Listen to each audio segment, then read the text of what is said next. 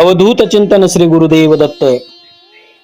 विज्ञानाच्या तर्काच्या पलीकडे अतिशय दिव्य असा चमत्कार म्हणजे या व्हिडिओमध्ये जे आपणाला दिसतंय, हा अग्नी पाहून कोणी असा विचार करू नका मित्रांनो की ही एखादी चिता आहे की काय।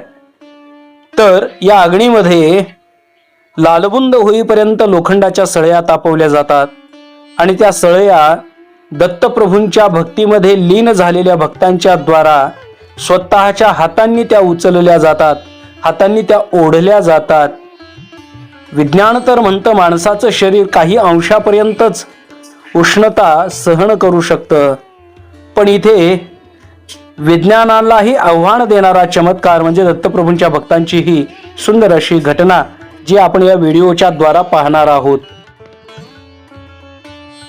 हजारोच्या संख्येने भाविक लोक रात्रीच्या वेळेला ज्यांना ज्या पद्धतीने शक्य होईल त्या पद्धतीने इथे दूर दूरवरून हा चमत्कार पाहण्यासाठी एकत्रित येत असतात। इथे शेकडोंनी वाहनांची गर्दी, केवळ या भाविकांच्या वाहनांची गर्दी या दत्त मंदिरामध्ये होत असते। असं हे पावन स्थान असणारं, अतिशय दिव्य स्थान असणारं, जे विज्ञानाच्या तर्कालाही आवाहन करणारं हे स्थान। कारण भक्तीपुढे विज्ञानाचा तर्क चालू शकत नाही म्हणतात, त्याच पद्धतीने मित्रांनो इथे हे हजारो भाविक केवळ हा चमत्कार आपल्या डोळ्यांनी पाहण्यासाठी एकत्रित झालेले असतात।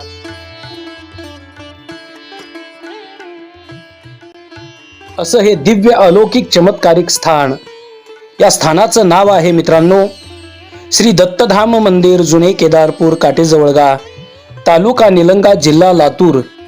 येथे दरवर्षी महाशिवरात्रीच्या सुंदर अशा पर्वावरती हा दत्तप्रभूंच्या चमत्काराचा सुंदर असा योग सर्व दत्त भक्तांना आपल्या डोळ्यांनी हा दत्तप्रभूंचा प्रत्यक्ष चमत्कार पाहून हे आपलं जीवन दत्त चरणावरती समर्पित करण्याचा सुंदर असा हा योग म्हणजेच हा महाशिवरात्रीचा दिव्य असा हा चमत्कार। या कार्यक्रमामध्ये सामान्य भाविकांचीच उपस्थिती असते असं नाहीये मित्रांनो, तर दिव्य अशा संतांच्या आगमनानेही या कार्यक्रमाची शोभा अनेक पटीने वाढत असते। अनेक साधू संत या कार्यक्रमाला आशीर्वाद देण्याच्या रूपाने उपस्थित झालेले असतात। आता अशा पद्धतीने साधू संतांचा आशीर्वाद घेऊन भगवान श्री दत्तात्रयांचं दर्शन करून दत्तप्रभूंच्या भक्तीमध्ये आता या दत्त भक्तांना स्नान घातल्या जातं आणि त्या उपरांत दत्तप्रभूंचं पूजन वगैरे करून झाल्यानंतर या दत्तभक्तांच्या द्वारा या तापलेल्या लोखंडाच्या सळया म्हणजे तापलेल्या लोखंडाची गज आता आपण प्रत्यक्ष डोळ्यांनी पाहणार आहोत।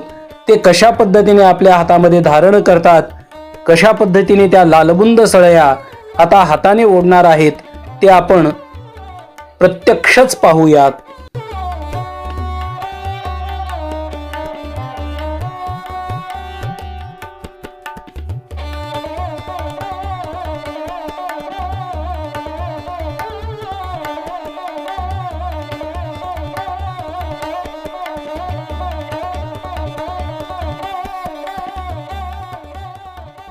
आता या पद्धतीने या दत्तभक्तांच्या अंगामध्ये दत्तप्रभूंची स्वारी आलेली आहे आणि दत्तप्रभूंच्या स्वारीने युक्त झालेल्या या दत्तभक्तांना आता स्नान घातल्या जातं।